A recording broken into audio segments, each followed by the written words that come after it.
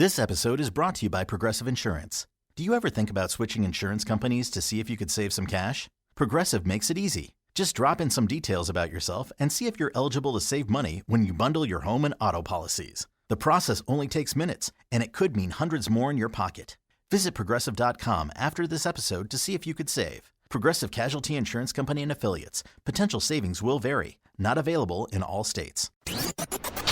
It's time to get your morning started with the news you need to know. News update. This is what's trending with DJ and PK. Hashtag NBA. Finds Shamet far corner. Three-pointer for the tie. He got it off the back rim and in. Shamet with the soft touch, and we're tied at 99 with 41 seconds to go. Brunson gets the Harden matchup again. Out high, right-hand crossover, foul line. Harden on his hip floater, and the lane is good. And Jalen Brunson gives the Knicks a 4-point lead. Left wing pump fake, baseline drive, muscles past Mobley, and banks in a left-hand layup for a 6-point overtime lead. The Knicks down 22 rally. They finished the game on a 44-11 run. PK. They picked on James Harden. He was 1 for 6 shooting the ball. Timeout, substitution, something. Cleveland, what are we doing? Yeah, and Donovan Mitchell was scoreless in overtime. His final field goal was 8:19 left in the game. But let's just dump it all on a 36-year-old James Harden. Makes sense. Mitchell was 1 for 4 to finish the game. Harden was 1 for 6 to finish the game. There was plenty of struggles. Yeah, Allen missed 2, as they say in the West, free throws, as they say in the East, foul shots. Either way, those needed to go in. Yeah, didn't necessarily loom big in the very moment, but they did when you saw overtime. Yeah, and you look at it. I kept thinking, okay, Knicks got a nice run, but Cleveland just has to hit a couple shots and this is over. Yeah, and they won't reestablish what they had, but they'll reestablish enough. And I kept thinking, this isn't going to happen now. This is nice. And now they got something to build on, man. We just play like we did, blah, blah, blah. Right. You know. And it's just one game, so I can see where the Knicks would have done that. But I would have bet the house and the world and everything that you own, which is a lot. A big TV, multiple big TVs. Who knows what you got over there stashed in the West Wing. I would have bet it all. And sure enough, I would have lost it all. Brunson finished with 38 points. And while there were some positions, you just wondered, what is Cleveland doing defensively? There were also some things that went New York's way. They had one possession. They were lost, and Bridges is trying to get into the paint, and he can't get to the hoop, and he dribbles out the other side, and he dribbles back to the three-point line and just turns in and throws in the ridiculous shot that defines it's a miss it or make it or miss it league. And they had to have it, and they got it. Yeah, I thought, okay, somebody else is on their side, a higher power. It is New York, when Landry Shamet made the 3 that bounced around a couple of times. Yep, that was another one. And then Sammy, the Bull Merrill, had it halfway down, and it didn't go. The former Aggie coulda, woulda, shoulda won it. It looked like it was going to happen, and then it spun out. It's sports, man. I mean, he got what he wanted, nice shot, and he was in rhythm, blah, blah, blah. And it was right on, and it just didn't fall. What are you going to do? It's a blow. Is it a crushing blow? It could end up being a crushing blow. We'll have to see how it plays out. Game 2 in the West tonight, San Antonio and Oklahoma City. Will the streak continue? 2 conference final games, 2 thrillers, 2 games tied at 101 going to overtime. 2 fantastic finishes. We'll see if we get another one tonight. Well, according to my guy Barry Tramble, Big Vic with his arms and legs, he can cover everything, all the ground from the airport to the Brickyard Canal. He was on NBA radio driving in this morning, and they were entertained by him. Of course they were. We've been entertained by him. Why wouldn't they be entertained by him? Yeah. 6:30 tonight on NBC. Dallas Mavericks part ways with head coach Jason Kidd. New team president Masai Ujiri said he expects a new direction for our team. We have high expectations for this franchise and responsibility to build a basketball organization capable of sustained championship contention. And we're going to get out and run. We're going to play aggressive defense. It's going to be an exciting brand of ball. Things you've never heard at a press conference before. You surprised her? Hey, it's a new guy who wants his own people, and apparently kid applied for the job and wanted it, and whatever. Turn the page and move on. Although he just got a contract extension, so I assume since he agreed to this, there was a heck of a buyout there for him. Oh, this pro sports stuff, and just changed it, rearranged the chairs, and away you go. It seems like it happens so much that it's not surprising. DJ and PK. Hashtag NFL. I could care less about what's happened last year or the year before that or 10 years before that. I don't give a crap about any of it. Not one bit. All I care about is tomorrow's practice. Because if tomorrow's practice is the way it's supposed to be, that'll be one more step in the direction of being a good enough football team to kick the Cowboys' ass. Yeah! John Harbaugh, fan of the rivalry flames. Giants fans eating it up. Yeah! Well, if he could care less, go ahead and care less then. He could care more? Well, I couldn't care less. Yeah. What he said, I could care less. NFL owners given the green light for the league to play as many as 10 international games in 2027, up from the 8 they had previously agreed upon. Goal is for the league to have 16 international games annually. Some insiders say they want one international game a week during the season. That way they can have a morning game every week, and 16 games means 32 teams. Everybody's going overseas every year. What do outsiders say? You get me what insiders say. How about outsiders? Outsiders are talking about the Knicks. The outsiders are stunned by the comeback. Oh, because I thought you meant inside the U.S., outside the U.S.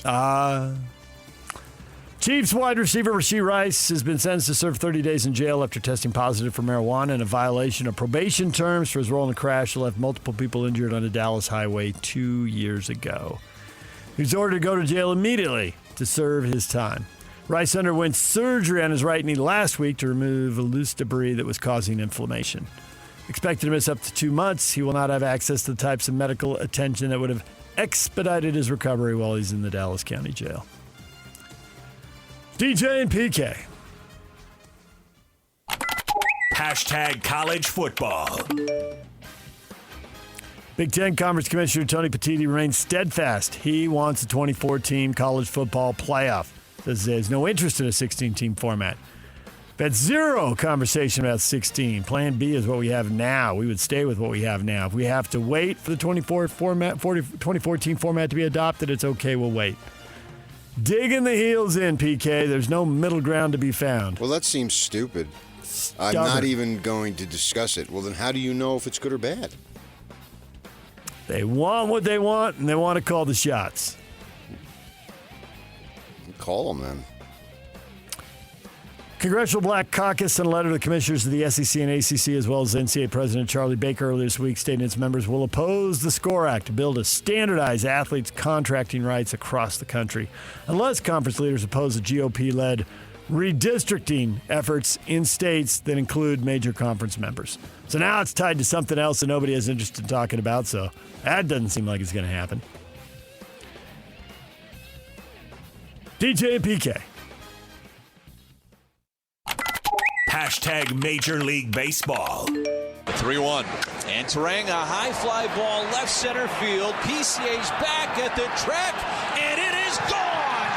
Bryce Terang, a 2-run blast. There's that insurance the Brewers were looking for. Swinging a fly ball deep left center field. Chasing back Taylor to the warning track. He will leap. Morabito leaps, and it's off his glove. They don't know where it is. This might be an inside the park home run. 3 runs have scored. 1 is circling the bases. The throw home is not in time. Wood with a head first slide has it inside the park. Grand slam home run. The rare inside the park grand slam, PK. You don't see that every day. No, I mean, for first off, the bases have to be loaded. See? Then it doesn't go over the fence. And then, like, if you had, like, Kyle Schwarber running, that would be hard. That would be hard. Kyle Schwarber, not able to pick him up and put him down. Demon. A speed demon. Nice. So you got to have a lot of things go your way. And it went James's Woods' way and Washington's way. They got down 5-0 to the Mets.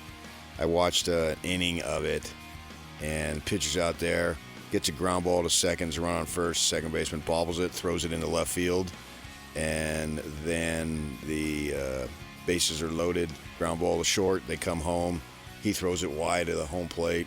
And the Mets, my gosh, the pitcher's thinking, you guys suck. Let's see. We got the Cubbies beaten by Milwaukee. Brewers now won 10 of 12. 5-2 the final there as the Brew Crew keeps it rolling. Yeah, they do. Herrera with the walk-off 3-run homer. Cardinals over the Pirates 9-6. And the Dodgers, who couldn't get a clutch hit down the stretch 2 days ago, get multiple. They were down 4-2 and scored, 3 of the last 5 times up and got the game winner in the 9th. He did leave Ohtani at second in the 8th. But Dodgers, clutch hit and chip away, come back and win 5-4, beat the Padres. How many times I got to tell you, don't put Miller in a non-save situation? Yeah, see, there it is. That's when the runs score. I told you that weeks ago. I know. Nobody wants to listen to me. I see. Minor League Baseball, Bees beat Tacoma 7-5. They play again tonight, 6:35. Listen on 1280 The Zone with Tony Parks. At college baseball, the Big 12 tournament in Surprise, Arizona. BYU beat Texas Tech 18-8. They advance to the second round. Utah falls to Kansas State 9-5. They've got a thing with byes there, so there's 6 teams that start playing in the quarterfinals. So figure, I guess, these teams, whoever wins and advances, and BYU obviously one more here before the whole rest of the field is in there. But they're using up pitch and PK, which is usually in short supply. Well, that's the point. Baseball. Yeah. Yep. I mean, these teams get double byes. The top 3 or 4 or something don't play till tomorrow. So, yeah, the other teams, it'd be very, very difficult for them. And most likely, since they're down, well, I mean, it's almost like a guarantee. Since they're down that far, they're going to need to win the tournament to get in. They're not going to get an at-large bid. BYU would need to win 5 in a row. They got 1. Yeah. Baylor tonight would be number 2. Got beat by Kansas State. Yep, they're all done. DJ and PK. Hashtag NHL. Western Conference Finals set to begin tonight. Vegas at Colorado, 6 o'clock on ESPN. Vegas had their appeal denied. They've been stripped a second-round pick and fined $100,000 for head coach John Tortorella for not adhering to the league's media policy. So they lose that. We'll see if they can win Game 1 tonight on the ice in Denver. Vegas also reportedly denying the Edmonton Oilers and LA Kings' efforts to interview former coach Bruce Cassidy, who was fired late in the regular season with 1 year left on his contract. That seems pretty vindictive. I guess they paid him so they can do that, but they fired him, and now they won't let somebody else interview him. He does have 1 year and $5 million left on his contract. They've got the year on the right. But this is unprecedented for most pro sports to not let a coach leave. Vancouver Canucks fired first-year coach Adam Foote and his staff as the new general manager Ryan Johnson made the move just 5 days after being installed into his new position in charge of rebuilding the franchise. What did you just say a few minutes ago? Pro sports, rearrange the deck chairs? Yeah, there it is. Let's recycle that right there. That's what's trending, brought to you by Shamrock Plumbing. There's no job too big or too small. Get the personal touch with Shamrock Plumbing. Alec Busey covering Iowa State for the Cyclone Alert and 24/7 Sports will join us. Our spring football tour continues at 8 o'clock. Andy Bailey, NBA writer and analyst for Bleacher Report at 9. DJ and PK, stay with us. The question of the day, hot takes or toast, coming up next. Welcome to This is Jay Scott and Ben Anderson. It seems like there's a little more buzz out there about the Jazz possibly trading up because they love A.J. DiBonsa. Absolutely do not do it. Because I think both players are going to be good. Mm-hmm. It's one of those win-win type scenarios. But if there is a wrong decision to be made, Washington's going to make it. Sure. Whoever falls to the Jazz is going to be the better of the two. I would almost bet on it. I don't think there's a lot of value in the Jazz feeling like they should go nuts to get up to that number 1 overall pick. If the picks are that close, why are you giving up a ton to get there? And then if they're not close and there's a major drop-off from number 1, the number 2, why would Washington trade it? Washington needs that guy. They think there's a superstar at 1 and only an okay player at 2, and the Jazz are trying to get out of that spot. Why would the Wizards do that? I don't think the logic actually adds up. Don't be the sucker. Let Washington pick the guy that they want to pick. And honestly, if Jazz gets stuck, quote unquote, with Darren Peterson, who cares? He's a great player. Catch Jake and Ben afternoons from 2 to 6 on 97.5, the KSL Sports Zone. Mom, can you tell me a story? Sure. Once upon a time, a mom needed a new car. Was she brave? She was tired, mostly. But she went to Carvana.com and found a great car at a great price. No secret treasure map required. Did you have to fight a dragon? Nope. She bought it 100% online. From her bed, actually. Was it scary? Honey, it was as unscary as car buying could be. Did the car have a sunroof? It did, actually. Okay, good story. Car buying you'll want to tell stories about. Buy your car today on Carvana. Delivery fees may apply. KSL Sports on the Beehive Meals are honoring people that impact youth sports in our communities. Nominate the youth sports volunteer you know for the Beehive Meals Hero of the Week at KSLSports.com/contest. And listen every Thursday afternoon to Jake and Ben for the winner. It's the Beehive Meals Hero of the Week. Oh, yeah. Yeah. Spring. Yeah, go ahead. Spring football tour coming up 8 o'clock. Yeah. Iowa State Cyclones. Question of the morning. Get a lot of response. Should BYU and Notre Dame be playing football every single year? An annual matchup. Well, I like to think of it as the coffee drinkers and the non-coffee drinkers. You had the Catholics and the convicts. They've played that thing like every third day on ESPN with Miami and Notre Dame, yeah. So, let's go the coffees and the non-coffees. I don't want to go Catholics and Mormons. Because the Mormons don't really want to be called the Mormons anymore. And then you can't go the Catholics versus the members of the church. It's way too long. It doesn't. You know what I mean? It doesn't roll off. There's no rollage there. No. Yeah. It doesn't fit in one of your old school headlines. Probably wouldn't fit on a new school headline on my phone either. So there you go. Right. So you would need a big TV to read that entire headline. You can't go that one. That doesn't work. Yeah. Aaron says, I would expect better social media fodder than this from you two longtime professionals. Notre Dame's place in college football is light years ahead of BYU. The Irish can essentially play anybody they want at any time. Except USC. Except, I was about to say, this is actually happening for a super specific reason, Aaron. Well, it wasn't something that I concocted. They were discussing it. I saw that what's his name, Ari Wasserman? And whoever the other guy was, I don't remember. Andy Staples. And and those are names. Those are national names. It's not us two.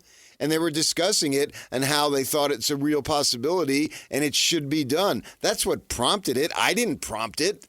Notre Dame. So shut the hell up. Notre Dame wants intersectional games, and they literally can't get anybody they want at any time because they want Notre Dame at home in October and in the Coliseum in November. SC, but SC, and SC doesn't want to do that. Right, because SC's too busy trying to win the national championship. Yeah, okay. 24-17 in the last 41 games. That's right around the corner. Well, yeah, but that's before. Oh, yeah, now they're ready. They're prepared now. New day. We got 7 classes in the top 5, and so now we're ready to go. Do you think Notre Dame called UCLA to see if they want to go home in October and November? Just to stick it to SC? That would have been a level of pettiness I would have applauded. That would have been great. I just don't think that conferences want to play that program. Non-conference would games. Want that. Yeah, too much for UCLA to handle. They're too far down. Yeah, we'll see. They got the new coach and all that, and we'll see how Chesney, not related to Kenny, we'll see what he does. He's got some momentum. I just saw a thing as I was looking yesterday. The Sun Devils got the number 1 recruit in Arizona. He is an offensive lineman, top 10, blah blah blah, and Utah was on the list. So they flashed that one Chris Cartman guy that we've had on. He put up a thing, top recruiting things, and UC Los Angeles is gaining momentum, so good for them. We'll see how that plays out. And it's still way early. You're talking about the class. These kids have to play their senior season, so who knows? There's a million things that can happen between now and by the time they get to the campus a year from now. And then, let's see. Then do they there's play? A year. So there's a year. They got to play high school football in the fall. Then they'll go to spring. But will they flame out, get hurt, transfer? Yeah, there's a million things that can flip happen. On their commitment. Right. Yeah, it's great, and it gives you a little buzz because you can get on social media, and then the coaches can, Kenny Dillingham activate the Valley, blah blah blah, and he did this thing. I got to give him credit. He's a young guy. They just turned 36, going into his 5th year, and he's 36, maybe his 4th year. And so he did a thing over the summer where he gave guys who were going into their junior season, they called them the golden ticket. Remember that? Mm-hmm. And this is obviously one of the kids. And so they got him. But I've been for Chesney, what he's doing over there with his program, it's probably not in the best interest. But for BYU is a mature program. And, yeah, if they have this opportunity and build something new and see if it sticks. And you play Notre Dame, you could play them on Mars and it would sell out. I mean, that's just a fact. It'll help you re-up season tickets. Yeah. It'll help you justify raising prices. I've seen Notre Dame now in 3 different entities. What does that mean? Venues. Oh, okay. Better word. South Bend, Provo, and Las Vegas. For locals. Oh, so I mean, okay. I know they've done it. You've seen BYU or Utah playing Notre Dame in 3 different places. Yeah, just the local teams, yeah. And it's a sellout every time. And it's an event every time. When you're walking to the stadium, when you park, you feel like, okay, this is something beyond the ordinary. It's something different. It's something special. So for BYU's sake, especially if they expand this playoff, they go to 24. I mean, you're going to have to mitigate the loss of the importance of the regular season, you're going to have some bigger matchups. And meaning that if you lose, the loser, it's not like it's a crushing blow. You know, the bigger the playoff, the more hit the regular season is. So you got to add juice. You can't have both. You got to add juice to the regular season. Right. Right. So don't be out there playing a MAC team. Yeah. Go out there and play Notre Dame. Yeah. The days of BYU playing New Mexico State need to be over if 9-3 is going to get you in. Exactly. That was something they had to do in Independence when they needed games. Yeah. But turn the page. And you can have big games now when we get to that point, and it does seem like it's a matter of when, not if. The Irish are taking a hit. You'll hear the people who don't like the Irish say, they are irrelevant. They haven't won a national title since 1988, which is true, but we are seeing a program now that pretty routinely is top 10.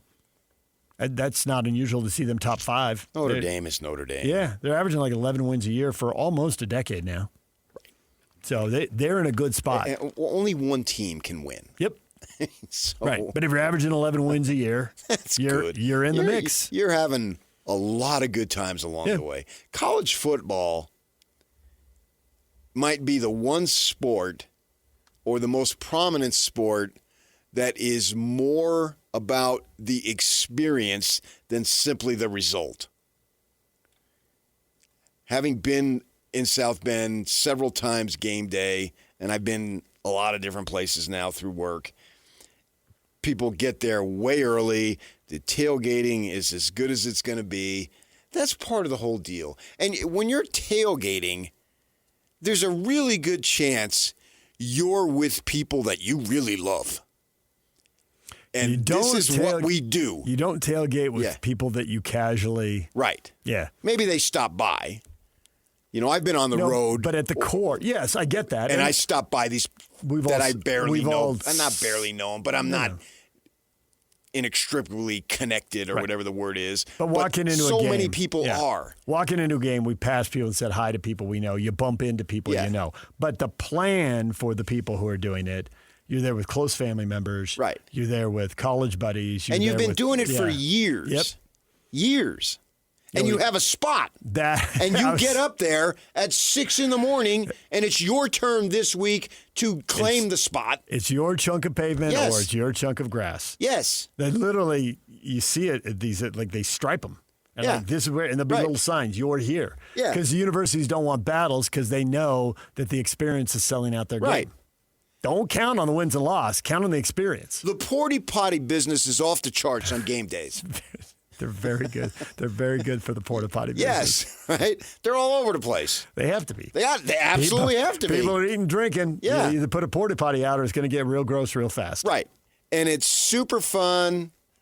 I had some casual friends that I stopped by the Texas Tech game. and it was early, right? Was it a 10 or 11 start? I can't remember, but it was an early start, and they had like 100 breakfast burritos, and a couple of, what do you call those, mimosa things, and they offered them to me. So I'm working today, and Mad kid. This is what they do, and they got the singular spot, and so you want to enhance the experience, make it a more of a marquee game. That Texas Tech Big Fox was here. Mm-hmm. It was a big time event, and then they all go in, and the game didn't turn out, but so be it. Yeah, but the event that's why you want it to be an event. Yeah. If you're running a pro team, Ryan Smith's talked about trying to create that whole. It's harder at the pro level. It is harder, but it pays off. Mm-hmm. It pays off the most in college football. Right. And I think that is, as much as people are saying the regular season is going to be harmed by the expanded playoff, and you certainly see the possibility. You can't deny the possibility, but what saves it is the scarcity of the regular season. You have, depending on the school, somewhere between 5 and 8 home games. I mean, most of these Power 4 teams are going to have at least 6. But nonetheless, at most you're going to have 8 home games. If you're Ohio State and Michigan will buy home games, and if they're playing their big game, Michigan, are they going to Oklahoma or are they hosting Oklahoma? Is Ohio State going to Texas or hosting? That decides whether they have 7 or 8. You just don't get that many of them. And it's compounded here by some game times are better than others. And, the late night game in the bad weather, well, you got 7 home games maybe, but you get a night game and it rains in consecutive weeks like the Utes saw last year. Actually, I think it was 3 home games in a row. They were at night and the weather wasn't great. It's hard. Those are special times. It's tough to get rained out or to be out there in 30-mile-an-hour winds or whatever. That's why Whittingham has got to be loving no late games. Yes, that's off the table. Yeah. Now, back there, they do complain. The Ohio State fan base complains like crazy about getting big noon games. I guess they want longer to tailgate. I get it. I do, except but that's first world problems. It is a first world problem, but before TV, Ohio State had noon and 1 o'clock kickoffs all the time. I know. But now they complain about TV making them do what they always did by choice before, but whatever. And then you're Ohio State, so there's like a 98% chance you're going to kick the crap out of whoever you play, and then tailgate afterward, post-tailgate. So it's a great experience, and it could help your ranking. I was listening to what those guys were saying yesterday because it was available on social media, and they were talking about, BYU could have used a marquee win. Thinking, well, they had one against Utah. Utah was a darn friggin' good football team last year. Yep. But the whole league's getting dismissed, so get a marquee intersectional win against somebody. Right. Now, beating Notre Dame, I get it, is bigger. But BYU had one. Beating an 11-2 Utah team was worth being noted. So I think they overlooked that. In those 11 wins, they smoked at least 9 of those teams. Right. They were a really good football team. And so I was a little disappointed. They and maybe to their defense, but it wasn't phrased this way because I literally listened to it. It wasn't phrased another marquee win because they did have one. But another one would have been useful. Certainly. I don't know that it would have made a difference because it just seems like there's some teams we're going to look at the negative and the negative is going to override the positive. For some other teams, the positive is going to override the negative. BYU needed to hop over Notre Dame, Alabama, and Miami to get in. They were clearly behind those 3 teams. There was only one bid left. Well, so beating Notre Dame would have hopped you over Notre Dame, but you still would have had to climb over 2 other teams. They needed it because some committee decided. Yep. Which is bogus in and of itself. At that point, it becomes subjective, and that's the system that we have. So if you have a chance to get Notre Dame, sign on completely. And it's not like it's Navy where they're going to go from Roger Staubach 45 years later before you win. I don't see that. I think you can be competitive with them. Your program has been elevated. It's such that I don't even think that we appreciate, because a lot of things that happen in the moment, you don't have the ability to have reflection. I don't think we appreciate the level of improvement and status BYU football program is right now. Too caught up in the moment, wondering about the next game? Yeah, this is a team that has won double digits here 2 years in a row at the Power 4 level. It's something that has never been done. And you can argue that this is the best that the program's ever been. Now, that's taking away nothing from those other teams in the great 29 years of Coach Lavelle Edwards, because they had their moments. They had plenty of moments, and they were on a shoestring budget. Well, BYU's not on a shoestring budget anymore. They were never allowed to play this kind of schedule and these kind of opponents. Yeah, and, we have Bronson Kafusi on, and he's talking about the depth that hadn't been there and what it is now. The ability for them to reload has been extremely impressive. And that's why it's silly to call it the Mormons and the Catholics, because BYU's got a lot of guys that aren't. Clearly. Right. And the basketball team should have been, instead of bleep the Mormons, where's the Mormons? Where's the Mormons? They were in short supply last year on the basketball team, which is fine. I don't care. It doesn't matter to me. But the reality is they've expanded their recruiting base, and kids have bought into it, and they're willing to buy into it, and which is great for them. And if they get the kids who, the A.J. DeBonces of the world and Bear Bachmeyers who are going to represent you, great. Bring them on in. The fans certainly don't matter as long as they're ballers and don't embarrass the institution. So what do you think the odds are this happens? And if it does happen, under what conditions will it happen? I mean, if they're playing, if they sign a 4-year contract, I don't think BYU's ever going to be able to get a one for one. But does Notre Dame want to go to cities BYU wants to go to? Because they do have that, they like to rotate around the country, and there aren't necessarily opponents in every corner of the country they want to play. Well, so I think that if you keep it in the West for the BYU sake. Yeah. Because we know in the West there's a lot of BYU fans that live in these communities and will come out. You have the Cardinal Stadium in Glendale. Yep. BYU's played there. BYU went and played Army once in San Antonio in the Alamo Dome. Bet the Cougars could draw some people there. They could. I mean, it's not as cool as going to Vegas and Arizona, which are NFL stadiums, domed. You don't have to worry about any extreme weather.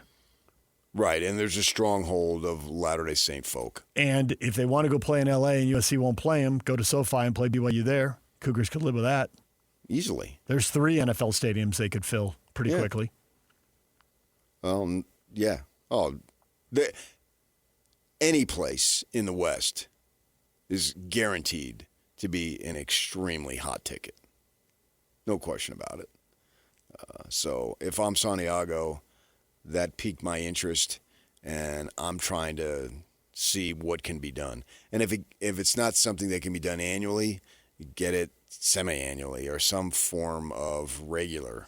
And the Big 12's got to work with BYU on the scheduling to give them something later in the year, because the Big 12 wants us to be part of the TV package. Yeah, I mean, they'll work with Notre Dame. Yeah.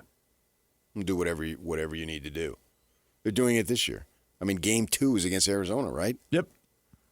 Who you got? Utah Tech in the first game, and then you got the Cats in the second game. That's great. That gives you a little bit of separation too, because a lot of schools, they're not into conference play yet, and they're playing Chico State still. And you're going to play Arizona, which has a quarterback, and Yogi Roth put out a thing that the Fafita is capable of winning the Heisman. Right. And he probably won't. I mean, it is Arizona. Who was the one kid that they had? He came in a rich rod and just lit it up. It was like player of the week 4 weeks in a row. And then he was he was a quarterback. Tate, was his last name Tate? You know what I'm talking about? Sort of an undersized guy, and it didn't really materialize. But that year before, he caught the league by storm. You remember that? Vaguely. I'm trying to think of Tate's first name. Was it Khalil? Type it in. I'll give you permission here to type it in. You might be right. Yeah. You might have just done it. You remember that? I do now, yes. It's coming back. It's fuzzy. Yeah. Yep, Khalil Tate. Nice. Yeah. Called by you. Right. And so he had a lot of buzz going into his last year, but it didn't really materialize. Fafita is more of a true passer. As I said when we had the guy from the Arizona paper on a couple weeks ago, Fafita would not be at Arizona if he was 6'4". He would be in the NFL. Yeah. He's a player. He's really good. He just is like 5'10", unfortunately for him and his genetics. But what he can control, he's really good. And they're coming in to Provo week 2, right? That's a home game. And that's to compensate for not having the non-conference game because of playing the Notre Dame non-conference game October 17th. But that gives you 2 little bit of separations. Right. It's given what the rest of the Big 12 schedule looks like and what the rest of the college football schedule likes. There's only a handful of games, so either ESPN's going to take it and put it in that late night window, or Fox is going to take it and put it in their second game after whatever their Big 10 big noon kickoff is. Yeah, I mean, it'd be stunning if that. So you're not buried somewhere, right? There'll be eyeballs on you. Yeah, that's a nice game to start conference season, and so you do that. Play Notre Dame and push it back if it has to be. I mean, if Notre Dame wants to play August 10th, you play them August 10th. The Pac-12 always did it. They just always moved up the USC-Stanford game, and you always knew that thing was coming week 2 or 3. That is why we have Arizona BYU week. Yeah, right? Right. Yeah, we know. Yeah, and it's great. It's awesome. I'm looking I have that as one of the games circled that I want to be at the stadium to watch that game. I would assume that Brett Yormark would be in Santiago's ears and do it. Do it. How can I help you do it? Do it. It's just going to elevate the league's profile. So they gotta work with them.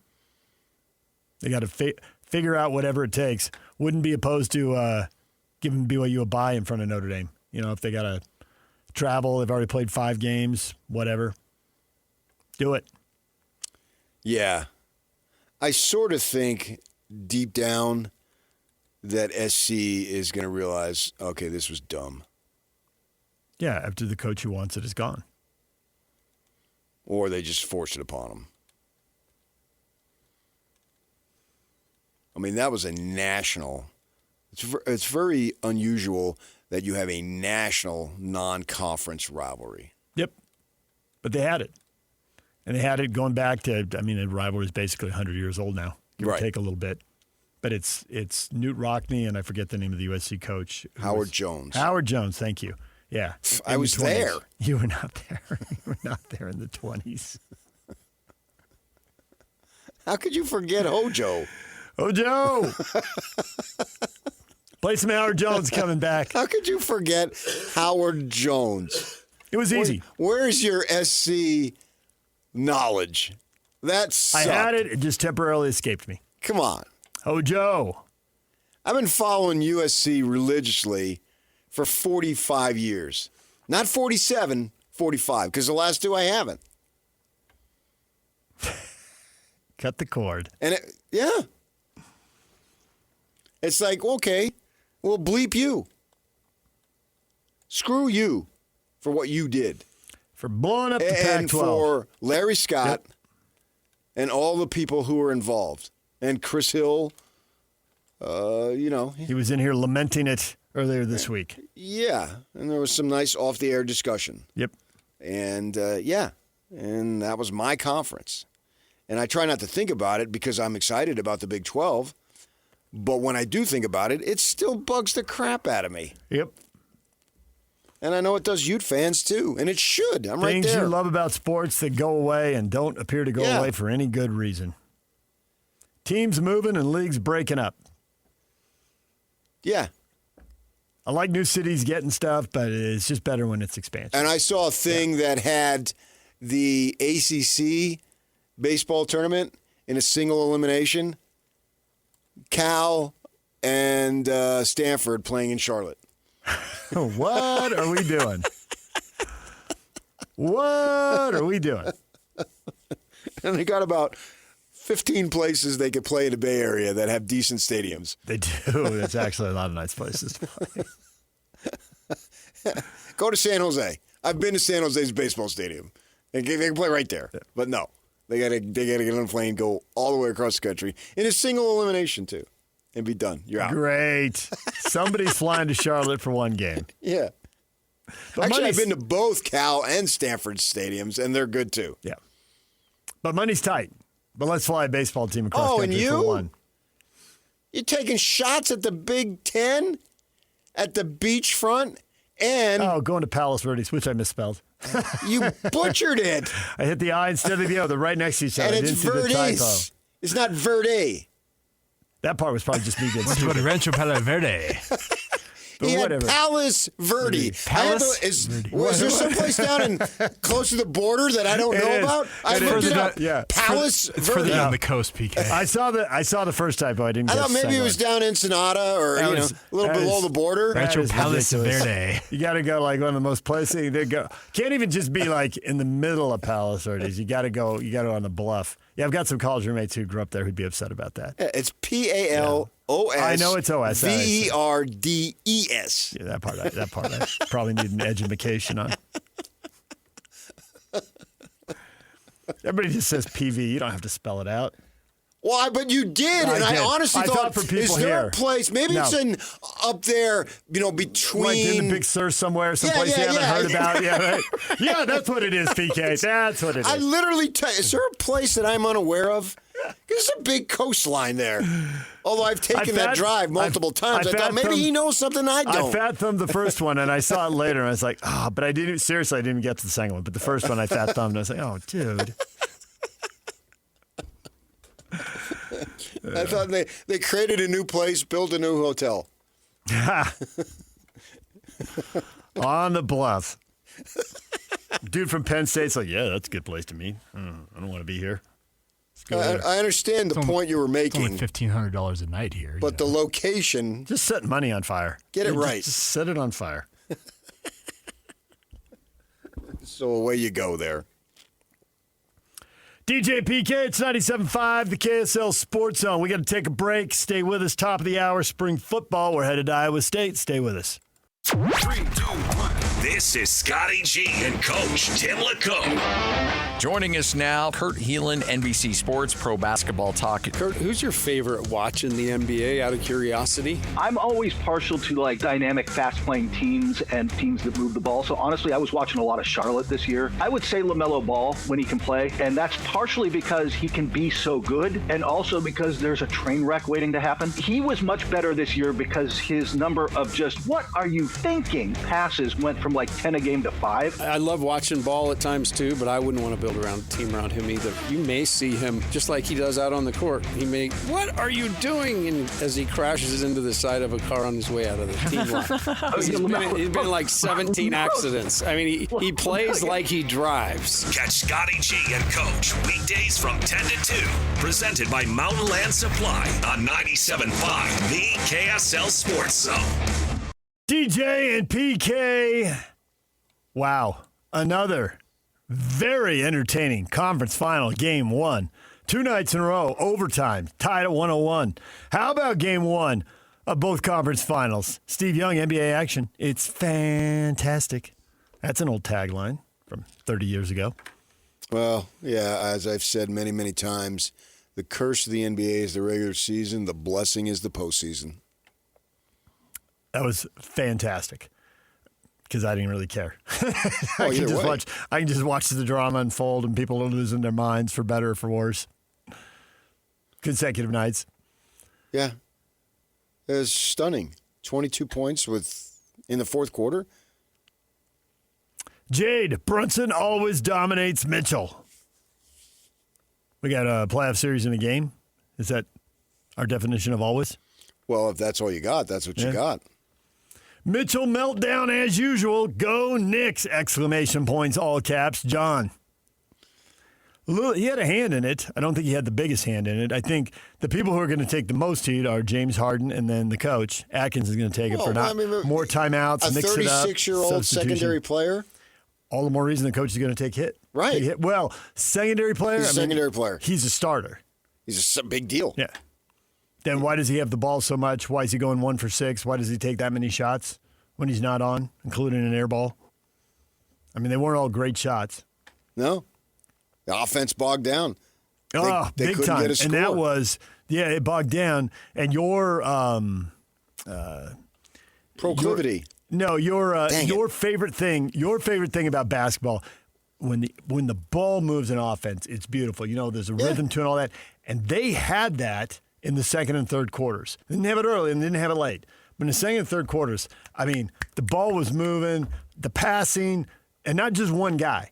I mean, 3-4 guys touching the ball, open shots, feet set, splash, time and again. That's how they build this 22-point lead. And then late in the game, dribble, ISO, standing around, nobody moving, ball not moving. You made yourself a lot easier to defend. There's a reason literally everybody went cold. Well, everybody except Merrill. Merrill wasn't cold. He had a couple of big shots. He didn't get that many, but then he had the one spin out. I think offensively, it goes to your best player. So why doesn't Donovan have the ball? Why doesn't he take more shots? Because I think it was, I can look it up, but I think it was 3 in the fourth quarter and 1 in overtime. He didn't score in the last 13 minutes of the game. The one make came early. Yeah, the one make came early. And he came up court, and you can't see. It's why scouts always want to be in the arena. I couldn't see, are they calling a play, and so he follows it and hands the ball over and jogs out of the way, and then Harden goes one-on-one? Yeah. Or he's just deferring? What's going on there? Mitchell remains the most hated ex-Jazz man of all time. Yep. Over Gordon Hayward. Mm-hmm. But it's close. A solid 1-2. Yeah, but the difference is that after they left, Gordon Hayward, unfortunately for him, went off the radar. He didn't have much of a career. No. And the two things I'm going to remember about Gordon Hayward is that he broke his ankle in a gruesome manner. Yep. And then Robin, his wife, called out Sam Presti of Oklahoma City. That's it. That's all you remember? Yeah. You don't remember Charlotte? No. It's a blur. No. There's nothing noteworthy there. And that's what they're going to remember. And Mitchell has flourished. You cannot deny that. After he left here, he's flourished in Cleveland. I don't know necessarily that he's taken his game to another level because he was really good here and he's really good there. Yeah, but he's flourished. There's no doubt who's been able to grab the spotlight and hold it. Yeah. He's a player. Has. Yep. Which is why I put it on him. They are a topic of conversation for sure.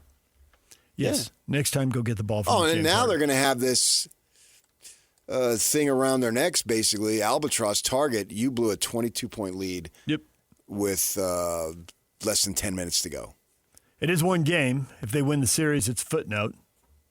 If they lose in 7, or if it breaks them and now they get swept, which seems odd. I wouldn't think that would happen. No, I mean, they faced adversity in round 2. They were down 0-2. And then they get a big win in game 3 or game 5. It's supposed to tilt your way, and then they lose game 6. But they rallied and won game 7. They've won 2 game 7s. I mean, they've literally played the maximum number of and games. I don't think they're dead. I wouldn't think so. No. They needed Brunson to go up. But they have to have answers for, okay, Brunson's going to attack Harden. What are you going to do? Switch it up. You just can't leave him on him. True. I mean, it's to your point, he's 36, and Brunson is, we all know, very gifted one-on-one. Nobody in the NBA denies that. Oh, he's got all the moves. Right. And you know where the Knicks are going at the end of the game. They're going to put the ball in Brunson's hand. So leave Harden on him. That's why Atkinson's going to take so much heat. They did, at the end of the game, they did start bringing a second defender, and that's when other guys started hitting shots. They got good looks. They spaced the floor, and guys hit them. Yes, no question about it. And the idea of the timeouts, okay. I think ultimately it came down to... What timeout's the answer? They needed to... I think the sub would have been my first preference. You can't... They're picking on Harden here. You just... If he can't defend people... I mean, that's the whole thing. Change it up, no doubt about it. That's the thing about... we see the prism through the playout, or through the, what does it mean to the Jazz as they try to rebuild? So the message, all these Jazz young players, especially the ones who have a rep for not being good at the defensive end of the floor, Keontae, Bryce Sensabaugh, guys, this is what happens in the playoffs. It doesn't happen like this in a regular season. They don't have as much time to prepare. They aren't as invested, but You think there was any preparation with the New York coaching staff? This is what we're going to go to when we need a talked bucket? about afterward. Yes. I mean, Brunson's got the you. most moves in the city since Tony Manero. Yeah, you want to tell people who Tony Manero is? You don't know who Tony Manero is? I said people, not me. Well, I'm not going to tell them. Okay. I'm going to sing it. Okay, sing it. Well, you can tell by the way I use my walk. I'm a woman's man. No time to talk. Okay. Thank you, Vinny Barbarino. It's all right. You can't see. We can't look the other way. Mercifully, when we come back, staying alive, staying alive. we will be talking football, not singing I'm staying alive. 50-year-old hits. Alec Busey covering Iowa State for the Cyclone only Alert, 49. 24/7 Sports. Till 49. DJ and PK, Iowa State. Spring football next. Stay with us.